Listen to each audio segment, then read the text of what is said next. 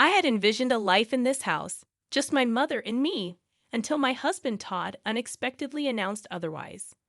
The surprise left me in disbelief as he declared, "I'll handle all the monthly expenses, so I need you to leave," firmly raising her voice. I was taken aback and bewildered by their sudden decision. The motives behind their actions only became clearer when my mother-in-law completed the condominium contractor's name change. My name is Summer, and at 34 years old, I lead a busy life. My father, who ran a small-town workshop, bestowed this name upon me due to my birth during the summer season. While it may seem basic, it carries my late father's deep love. His polishing skills were renowned in the industry, and despite tough times, I cherished the moments playing in the workshop as a child. However, the workshop faced financial difficulties, leading to my father's tragic end in the back of the shop during my elementary school years. To shield me, my mother and I left town to start a discreet life elsewhere.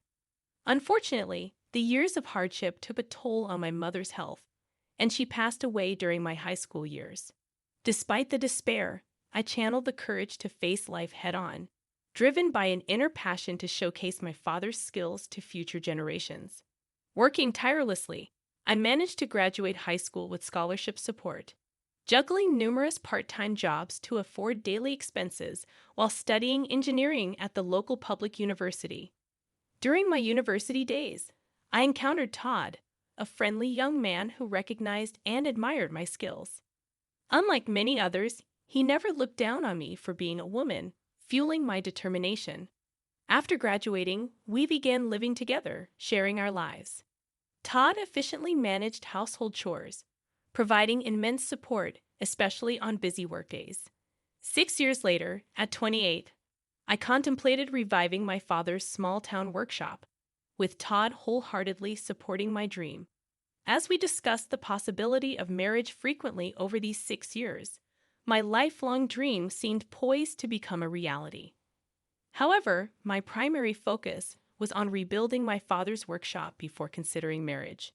Todd respected this wish and patiently waited. To raise funds, I opted for crowdfunding, leveraging my position as a female engineer. I incorporated the uniqueness of my story into the advertising campaign, aligning with the societal shift towards increased support for women. Carefully planning and persistently securing funding and the right personnel, after 4 years of effort, I successfully revived the town workshop. Mindful of the financial struggles the old workshop faced, I introduced state-of-the-art equipment and gave the factory a modern and sophisticated design. By establishing facilities and systems conducive to women, I aimed to create a workplace that was both productive and female-friendly. These efforts quickly elevated the workshop's status to top tier within the industry. While some might perceive my success as luck, it was, in fact, the result of numerous challenges and tireless efforts. Todd, my university partner, knew this best. However, Todd's career faced challenges, and while his colleagues progressed, he remained a rank-and-file employee. Growing frustrated, he started expressing his dissatisfaction, saying coldly, "You're really lucky to have succeeded. There must be someone better for you than me, right?" I repeatedly reassured him that my success wouldn't have been possible without his unwavering support. I genuinely believed his involvement in my life and career was indispensable. To express my deep gratitude and love, I proposed marriage. I valued his special presence, pure and warm-hearted sensitivity, bringing happiness to my everyday life. Despite finding great comfort and solace in his presence, I began noticing changes in his heart over the 10 years since we became adults. My hope was to dispel his insecurities through marriage. Upon deciding to marry, we rushed to inform our families. Contrary to my expectations, Todd's family home was an old, decaying wooden house that raised concerns about its stability. When Todd's mother first saw me, she remarked, "You're the daughter of the wealthy business owner they often talk about," reflecting my past fundraising and media exposure. In the pursuit of success, I had emphasized the importance of first impressions, but the reality of Todd's family background differed from my expectations. I dedicated considerable time and effort to my attire and appearance, aiming for a suitable impression. However, from my mother-in-law's perspective, my outfit might have appeared flashy and excessive. She started speaking in a sarcastic tone, implying that I owed my appearance to Todd's assistance. Despite feeling grateful, I sensed tension as I entered their quiet old house. Todd seemed to have something on his mind, but remained silent. His father, in tattered clothes and with a restless demeanor, reflected the atmosphere of the home. Apologizing for the state of their house, he acknowledged its issues and conveyed that it might differ from the appearance of a wealthy household. Trying to calm myself, I internally took several deep breaths. Each time I made a casual remark, Todd's parents responded with comments about how rich people have different ways of thinking and values than common people like us, making genuine conversation difficult. Back at home, I asked Todd about his parents' views on wealth, and he shared surprising facts. Since childhood, he was taught that fancy apartment buildings were probably built on wrongdoing, and wealthy people engaged in shady dealings. They were believed to lack understanding of others' feelings or hardships, and Todd was advised to avoid befriending children from wealthy families. Although I hadn't grown up in a wealthy family myself, I found it intriguing to understand the roots of his parents' strong feelings. Even afterward, Todd's parents disapproved of our relationship. His mother often expressed concern about me making him do too much, while his father advised him not to let married life be completely dominated by his wife. These sentiments seemed to contribute to Todd's declining self-esteem. Behind my successful career was a desire to fulfill my late father's dream, not a wish to look down on others or use them. Despite Todd previously discussing this with his parents, my social success left a lasting impression on them. Attempting to improve our relationship, I communicated and tried to understand them multiple times. However, no matter how much goodwill I showed, Todd's father approached me with bias, saying, "This is how rich people think." Their reactions gradually closed off my heart. Meanwhile, as Todd visited his family more frequently due to his father's deteriorating health, we started distancing ourselves, even though we were married and living together.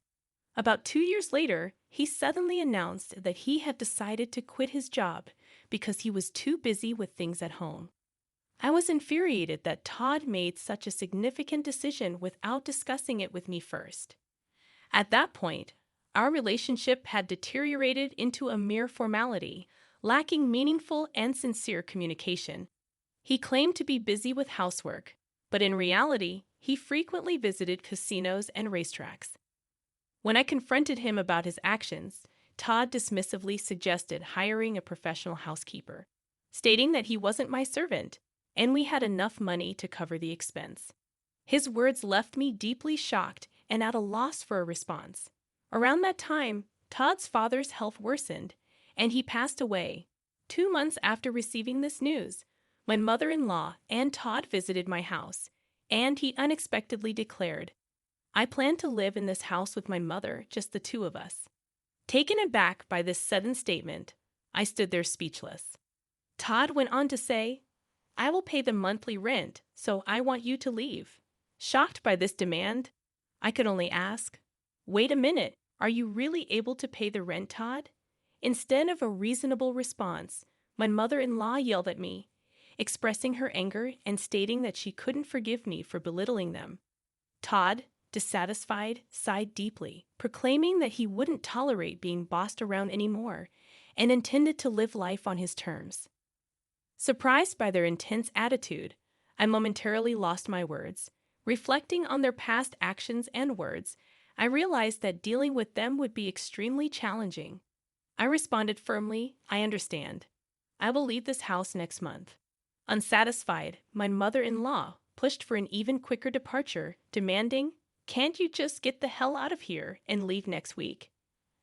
I'm being ready for my new life, and I've already arranged for my stuff to be delivered to my new house. Her abrupt demands puzzled me, considering I had just decided to leave. Unable to comprehend her reasoning or course of action, I hesitated. In response, my mother-in-law raised her voice even more, asserting, "Someone as wealthy as you should leave them moving to professionals, right?" She repeated a sarcastic phrase, implying that she viewed the wealthy as something special or different. Initially, I considered it proper for them to move to a new place since I was the one who contracted for the house. However, my mother-in-law continued to assert strongly, "This house belongs to Todd. No matter how much you earn, I won't allow you to hide that fact." Behind her words, I sensed a message that my higher income shouldn't make me feel superior to Todd. Looking at Todd's changed and gloomy expression, I questioned why I had invested so much time in such a person. In this unbearable situation, where living with them seemed insufferable, and I wanted to avoid sharing the same space, breathing the same air, I concluded that it was time to seriously consider divorce. Understood. This weekend, I'll proceed with the moving arrangements, handling all necessary document changes and procedures. When I responded in a soft tone, Todd and his mother exchanged glances, smirking triumphantly, as if a long battle had ended, and they had finally won. Immediately, I began searching for vacancies in apartments and condos, also looking for a reliable moving company amidst my busy days, including work-related business trips. Returning home, I found Todd deep in sleep, seemingly ignoring my existence. On the weekend, he calmly signed the divorce papers without displaying any emotion. Meanwhile, his mother was receiving explanations from the real estate agent about the rental agreement and signing the contract. I was particularly concerned about whether she truly understood the high rent of $66,000. After completing all the procedures, I found myself walking alone toward a new place with a high-rise condo behind me. The new apartment, a one-bedroom with secure surroundings, was perfect for me living alone. During the move, I decided to discard many unnecessary things, clearing both my room and my mind for a fresh start. Decorating the space to my liking was an enjoyable time for me, gradually immersing myself in the new lifestyle. Thoughts of Todd and his family started to fade, although I couldn't completely erase them from my mind. Reflecting on the memories with Todd and the challenging times we had overcome together, I never imagined our relationship would end this way, especially during our university days when we struggled financially. We supported each other's livelihood. The strain that developed over time was deep and immeasurable. However, I later came across shocking information when I coincidentally reunited with a university friend. She told me rumors of Todd flaunting around in city clubs. Also, a former neighbor from where I used to live mentioned seeing my ex-mother-in-law frequently entering and exiting a luxury foreign car. They described them wearing unfamiliar, luxurious fur clothes and speaking completely differently than before. Hearing about their lavish lifestyle, I couldn't believe they'd once looked down on the wealthy. Particularly after I had distanced myself from that life, I saw how much they had transformed. Then, unexpectedly, 2 months later, I received a call from Todd. "I really need your help." His voice conveyed a level of desperation I had never heard before. I had not expected to hear from him in such a manner after our one-sided relationship ended. "Actually, we've gotten ourselves into some unexpected trouble." What exactly happened? Todd's response indicated that the events had begun 3 months prior. He was shocked to learn the astonishing truth through a call from his mother. "I hit the jackpot in the lottery. Can you believe $30 million? She had apparently been buying lottery tickets in the past, and this time she had won an amount beyond her wildest dreams. "Is that really true, or is it a joke?" Todd asked her to confirm. After checking the lottery numbers multiple times herself, the ex-mother-in-law assured, "There's no mistake. I've checked it over and over. We are so unbelievably rich now. Now we can face those upper-class people with no problem. Truly, God has blessed us." She spoke with elation, lifting her spirits. Moved by these words, Todd was in tears, and his mother added, "With this amazing stroke of luck, you can escape from that woman's clutches. Have you heard? She seems to be frolicking around with some young guy now. Such a woman should be kept at a distance." These words pushed Todd further, and his pent-up anger and frustration boiled over. "Now that we've acquired wealth, I won't be controlled by her. We won't have anything to do with her anymore," he declared with a trembling voice, informing me of our disconnection. It became evident that during these events, a common goal had emerged between them to completely exclude me. Subsequently, they began a lavish lifestyle in a downtown luxury condo, seemingly spending extravagantly every day. Todd used his savings liberally, and the ex-mother-in-law spent her late husband's inheritance without any reservations. Excited, they decided to go to the nearest bank to cash in the lottery ticket. However, at the bank, they faced a shocking truth. The lottery ticket they brought was from the previous year. Disbelief and dismay spread across their faces. It turned out the ex-mother-in-law had been comparing last year's lottery ticket with this year's winning numbers. Amidst this commotion, there was a deep-seated fear that somehow I would take their wealth from them. Surprised upon hearing their story, I was at a loss for words. "That's truly unfortunate and sad." I conveyed my sympathy. Just as I was about to end the call, Todd spoke up again, asking, "But we should have a right to alimony, right?" Continuing to claim without any basis, he added, "You were cheating, right? On that fact alone, we should be able to claim alimony." Explaining his situation, Todd felt stressed about the house and believed he had the right to demand alimony. However, it was clear in my memory that Todd had quit his job on his own accord. My emotions surged, and I couldn't tolerate such baseless claims. "I can't believe you would say such a thing, you sleazy man. Are you for real?" I raised my voice involuntarily. In this moment, my usual calm judgment and strong resilience frayed. Perhaps sensing my anger, I could feel Todd's surprise and confusion over the phone. "Truly, it's me who should be seeking alimony. You only think about yourself, heartlessly kicking me out always.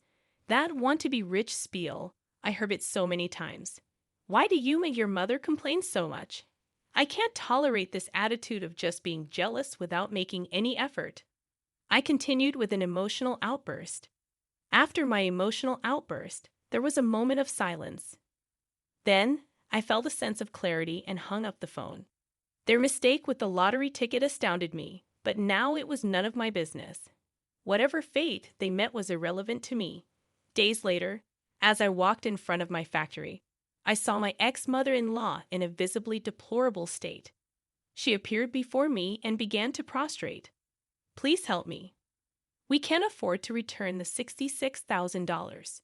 Please come back and be a part of our family again." That should have been clearly written in the documents. Why didn't he check them thoroughly? Didn't he understand how serious it all was? "And about that lottery ticket," I murmured slowly, choosing my words carefully. "Will you truly abandon a mother and child struck by such misfortune?" After a pause, I shook my head calmly and said, "I believe that luck, in many cases, is something you forge for yourself despite hardships. I have strived to carve out my own destiny. How much of that mindset did you have?" My words left her with a surprised and somewhat regretful expression. Struggling to find a response, I walked past her and started walking in the direction of the building. After a short walk, I turned around to find my former mother-in-law still standing there. But I never looked back again and kept walking, focused on the path ahead. As expected, Todd and his mother were eventually evicted from the luxury condo. They chose an old wooden shack as their new dwelling, having spent all their savings. Now they spend their days working various part-time jobs to support themselves and save for the future. Over the following years, I dedicated myself to my work, and my factory grew far beyond its original small-town scale.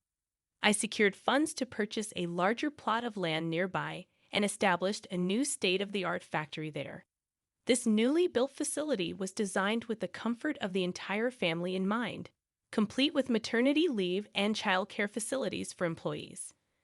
Although my parents were not able to witness this success in person, every time I see a smiling couple with their children visiting the factory, I remember myself as a child and feel a deep sense of relief and